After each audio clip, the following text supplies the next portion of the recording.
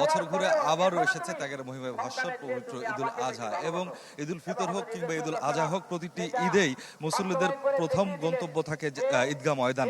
এবং রাজধানীতে এই ঈদের জামাত অনুষ্ঠিত হবে, প্রধান যে জামাত সেটি অনুষ্ঠিত হবে হাইকোর্ট প্রাঙ্গণে, যে জাতীয় ঈদগাহ ময়দান রয়েছে সেখানে। এখানে প্রায় ৩৫,০০০ মুসল্লির নামাজ আদায়ের কিন্তু ব্যবস্থা রাখা হয়েছে। এবং এরই মধ্যে আমরা দেখতে পেয়েছি সকাল থেকেই রাজধানীর বিভিন্ন প্রান্ত থেকে এই ঈদগাহ ময়দানে সাধারণ মুসল্লিরা যারা রয়েছেন তারা কিন্তু আসছেন।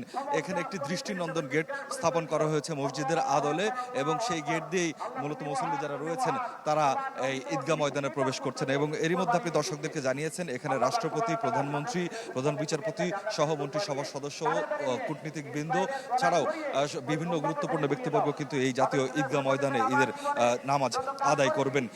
আজকে সকাল 7:30টায় এই ঈদের জামাতটি অনুষ্ঠিত হবে। যদিও আবহাওয়ার পূর্বাভাস ছিল যে আজকে বৈরী হতে পারে আবহাওয়া, বৃষ্টির পূর্বাভাস ছিল, এবং সেজন্য কিন্তু প্রস্তুতি রাখা হয়েছে যদি কোনোভাবে বৃষ্টি হয় সেক্ষেত্রে জাতীয় মসজিদ বাইতুল মোকাররমে সকাল 8টায় ঈদের জামাত অনুষ্ঠিত হবে, এরকমই কিন্তু বলা হয়েছিল। তবে এখন পর্যন্ত যেটি সুখবর, মেঘের কিন্তু কোনো ছিটে ফোঁটা আমরা দেখতে পাচ্ছি না, একটি রৌদ্র ঝলমল উজ্জ্বল দিন সেটি কিন্তু আমরা দেখতে পাচ্ছি। সুতরাং স্বাভাবিকভাবে সবাই প্রত্যাশা করছে নির্বিঘ্নেই এই যে ঈদ জামাত জাতীয় ঈদগাহ ময়দানে সেটি মুসল্লিরা আদায় করতে পারবেন, সেই প্রত্যাশাই কিন্তু সাধারণ মানুষ করছেন। এই জাতীয় ঈদগাহ ময়দানের আয়তন কিন্তু প্রায় 33,000 বর্গমিটার। এর মধ্যে মূল প্যান্ডেলের আয়তন সেটি হচ্ছে 25,400 বর্গমিটার। যেটি বলছিলাম যে মূল প্যান্ডেলের ভেতরে একসঙ্গে প্রায় 35,000 মুসল্লির নামাজ আদায়ের ব্যবস্থা রাখা হয়েছে। এবং যদি প্রয়োজন হয় তাহলে আশপাশের যে সড়ক রয়েছে, আপনি জানেন এখানে একটি সড়ক প্রেস ক্লাবের দিকে গেছে, আর একটি সড়ক কাকরাইলের দিকে, আরেকটি সড়ক সচিবালয়ের দিকে গেছে। এই সড়কগুলোতেও কিন্তু মুসল্লিরা নামাজ আদায় করতে পারবেন সেরকম ব্যবস্থা রাখা হয়েছে। এবং মুসল্লিরা নতুন পোশাকে অনেকে তাদের সন্তানদেরকেও নিয়ে এসেছে আমরা দেখতে পেয়েছি। এবং তারা আসলে সবাই বলছেন যে কোরবানির যে উদ্দেশ্য, সেই মনের অহংকার বিসর্জন, মনের পশুত্বকে বিসর্জন, সেই বিসর্জনের দোয়াই তারা আল্লাহর কাছে করবেন। এবং আল্লাহর সন্তুষ্টি আদায়ের জন্য এই ঈদের জামাত আদায় শেষে তারা নিজ নিজ গন্তব্যে গিয়ে তারা পশু কোরবানি করবেন। এবার জাতীয় ঈদগাহ ময়দানে কিন্তু নারীদের জন্য নামাজের বিশেষ ব্যবস্থা রাখা হয়েছে। এবং ঈদগাহ ময়দানে মোট 121টি কাতারের ব্যবস্থা করা হয়েছে। এর মধ্যে অতি গুরুত্বপূর্ণ ব্যক্তি যারা রয়েছেন তাদের জন্য আলাদা কাতার রাখা হয়েছে। অতি গুরুত্বপূর্ণ ব্যক্তিদের মধ্যে প্রায় 200 জন পুরুষ ও 80 জন নারীর নামাজ আদায়ের ব্যবস্থা থাকছে। এবং যেটি বলছিলাম যে নারী মুসল্লিদের জন্য এবার জায়গা রাখা হয়েছে প্রায় 3,500 নারীর জন্য কিন্তু জাতীয় ঈদগাহ ময়দানে নামাজ আদায়ের ব্যবস্থা করা হয়েছে। এবং নির্বিঘ্নে যেন নারীরা এই ঈদগাহ ময়দানে প্রবেশ করতে পারেন সেজন্য তাদের আলাদা প্রবেশ পথ ও নামাজের জায়গা সেটিও কিন্তু নির্ধারণ করা হয়েছে। আজকের এই জাতীয় ঈদগাহ ময়দানে যে ঈদের প্রধান জামাত, সেই জামাতে ইমামতি করবেন জাতীয় মসজিদ বাইতুল মোকাররমের খতিব মুফতি মোহাম্মদ আব্দুল মালেক। এই মুহূর্তে কোরবানি ঈদের উদ্দেশ্য ফজিলত সেই সম্পর্কেই কিন্তু বয়ান চলছে ভিতরে। এবং কিছুক্ষণ আগে আমরা শুনতে পেয়েছি হামদ নাতে রাসুল, সেগুলো কিন্তু পরিবেশিত হয়েছে। এবং নির্বিঘ্নে নিরাপদ পরিবেশে যেন এই ঈদ জামাতটি অনুষ্ঠিত হয় সেজন্য আইন শৃঙ্খলা বাহিনীর পক্ষ থেকে ব্যাপক প্রস্তুতি গ্রহণ করা হয়েছে। ঈদগাহ ময়দানের যে প্রবেশ পথটি রয়েছে সেখানে 4টি আর্চওয়ে আমরা দেখতে পেয়েছি। এই 4টি সেই জি শিশির, আমরা পরবর্তীতে আবার আপনার কাছে আসবো। এই মুহূর্তে জাতীয় মসজিদ বাইতুল মোকাররমে ঈদের জামাত অনুষ্ঠিত হচ্ছে, আমরা সরাসরি সেখানে যাচ্ছি।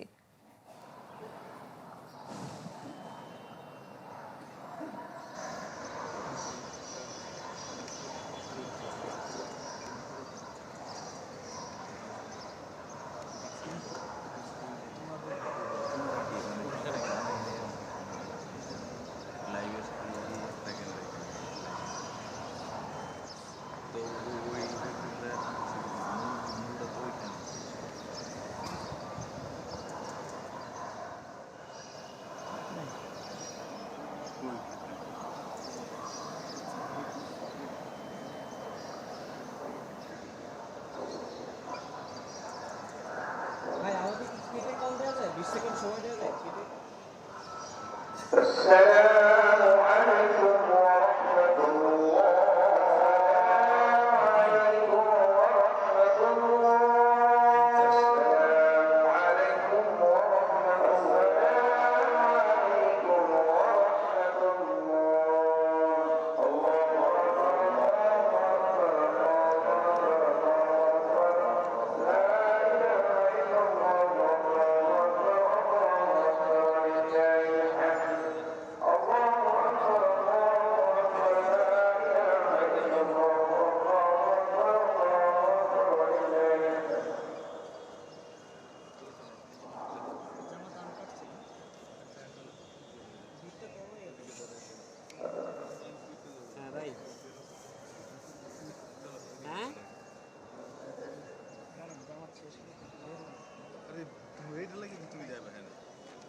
ভাই লাইভ আছে তো নাকি নামাজ শেষ কিন্তু এই ভাই রুবেন রুবেন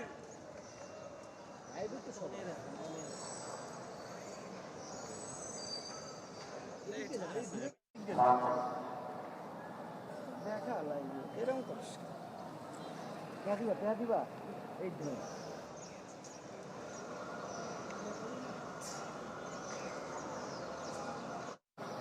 আমি ফ্রি ভাই ফ্রি টাইট টাইট তারপর দেখেন সামনে সামনে ওদিকে যেতে হবে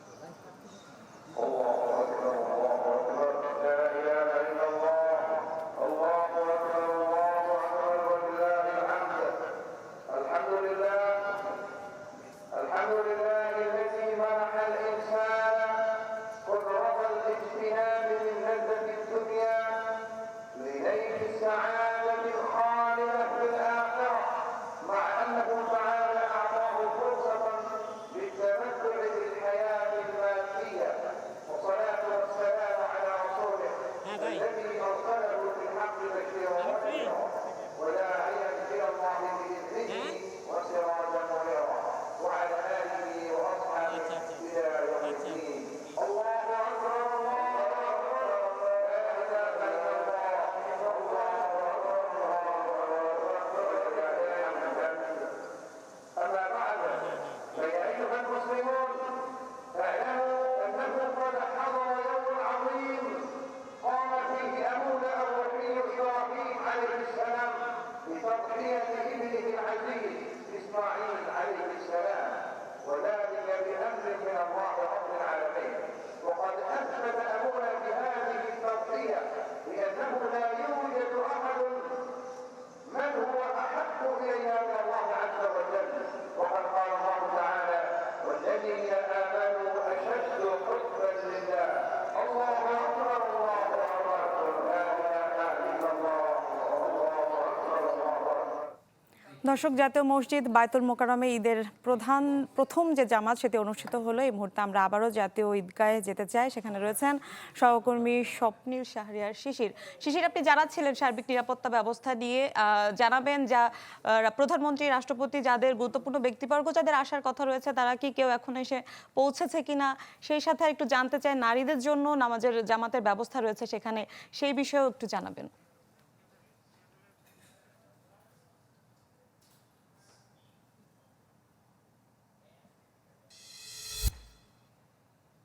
জানিয়েছিলাম যে জাতীয় ঈদগাহ ময়দানে ঈদের প্রধান জামাত যেটি সেটি সকাল 7:30টায় অনুষ্ঠিত হবে এবং এই ঈদের প্রধান জামাতে রাষ্ট্রপতি, প্রধানমন্ত্রী সহ মন্ত্রিসভার সদস্য এবং অন্যান্য গুরুত্বপূর্ণ ব্যক্তিবর্গ সাধারণ মুসল্লিদের সাথে কিন্তু একসাথে নামাজ আদায় করবেন। কিছুক্ষণ আগের যে খবর, সেই খবর পাওয়া পর্যন্ত আমরা যতটুকু জানতে পেরেছি প্রধানমন্ত্রী এবং রাষ্ট্রপতি এখনও জাতীয় ঈদগাহ ময়দানে এসে পৌঁছাননি। তবে মন্ত্রিসভার গুরুত্বপূর্ণ সদস্য যারা রয়েছেন তারা কিন্তু অনেকেই জাতীয় ঈদগাহ ময়দানে প্রবেশ করেছেন। আমরা ধারণা করছি হয়তোবা কিছুক্ষণের মধ্যেই যে সমস্ত ব্যক্তিবর্গের কথা আপনি বললেন তারা হয়তোবা জাতীয় ঈদগাহ ময়দানে চলে আসবেন এবং সবার সাথে একসাথে ঈদের নামাজ আদায় করবেন। এই জাতীয় ঈদগাহ ময়দান রাজধানীর অন্যতম প্রধান ঈদ জামাত কিন্তু এখানে অনুষ্ঠিত হয়ে থাকে এবং দেশের রাজধানীর বিভিন্ন প্রান্ত থেকে কিন্তু এই ঈদগাহ ময়দানে সাধারণ মুসল্লি যারা তারা কিন্তু নামাজ আদায়ের জন্য এসেছেন এবং একটু আগেই জানাচ্ছিলাম যে প্রায় 35,000 মুসল্লির একসাথে নামাজ আদায়ের ব্যবস্থা রয়েছে।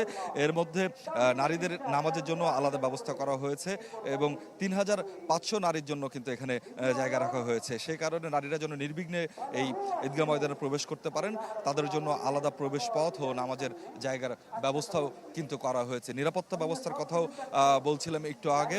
এখানে আমরা দেখতে পাচ্ছি যে ঈদগাহ ময়দানে যে প্রধান প্রবেশ পথ রয়েছে সেই প্রবেশ পথে 4টি আর্চওয়ে স্থাপন করা হয়েছে এবং সেই আর্চওয়ে দিয়ে তল্লাশির পরেই সাধারণ মানুষকে প্রবেশ করতে দেওয়া কিন্তু হচ্ছে। এছাড়াও ঈদগাহ ময়দান এবং এর আশপাশ জুড়ে র্যাবের বিভিন্ন আইন শৃঙ্খলা বাহিনীর বোম ডিসপোজাল ইউনিট সহ ডগ স্কোয়াড এরকম বিভিন্ন বিশেষায়িত ফোর্স কিন্তু এখানে মোতায়েন করা রয়েছে এবং মূলত আমাদেরকে যেটি জানানো হয়েছে আইন শৃঙ্খলার বাহিনীর পক্ষ থেকে যে 4 থেকে 6 স্তরের নিরাপত্তা ব্যবস্থা জাতীয় ঈদগাহ ময়দান এবং এর আশপাশে তারা কিন্তু নিরাপত্তা বলে তৈরি করে রেখেছে।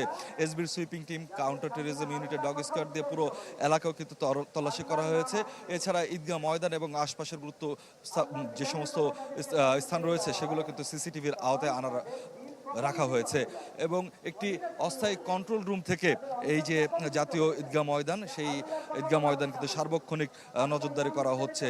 এবং প্রবেশ পথের কথা যেটি বলছিলাম, সেখানে কিন্তু মেটাল ডিটেক্টরের মাধ্যমে যেরকম তল্লাশি করা হচ্ছে, সেরকম ম্যানুয়াল তল্লাশির মাধ্যমেও কিন্তু জাতীয় ঈদগাহ ময়দানে প্রবেশ করতে হচ্ছে। মুসল্লিদের শুধুমাত্র জায়নামাজ নিয়ে এবং প্রয়োজন বোধে ছাতা নিয়ে প্রবেশ করার সুযোগ কিন্তু রাখা হয়েছে। তো মিলা 7:30টায় ঈদের প্রধান জামাত অনুষ্ঠিত হবে এবং মুসল্লিরা কিন্তু জাতীয় ঈদগাহ ময়দানে এখনো প্রবেশ করতে দেখতে পাচ্ছি। তারা সিরিয়াল ধরে লাইনবদ্ধ হয়েই জাতীয় ঈদগাহ ময়দানে প্রবেশ করছেন। সময়ের সাথে সাথে দেখা দেয় নিত্য নতুন প্রয়োজন। রেডি থাকতে হয় প্রতি মুহূর্ত। তাই এলো ইনোভার, যেন আপনি লাইফে থাকেন রেডি প্রতিদিন। Innova, designed for now.